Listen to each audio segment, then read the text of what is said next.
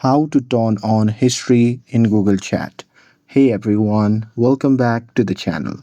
In today's video, I'll show you how to turn on history in Google Chat. So now, without further ado, let's get started. So here, first thing first, open the Google Chat app on your phone. And now here, once you are inside the app, simply open the chat or space where you want to enable history.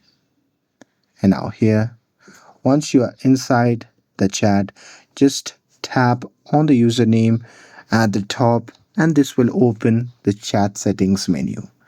And now here, once you're inside this option, then you can simply scroll down and there you'll see history is off option. So there, to enable history, you can simply toggle on that option, and once enabled, chat history will be saved and you will be able to view past messages anytime. And that's it. With this, if you found this video helpful, then don't forget to like, share, and subscribe to get updated for more videos.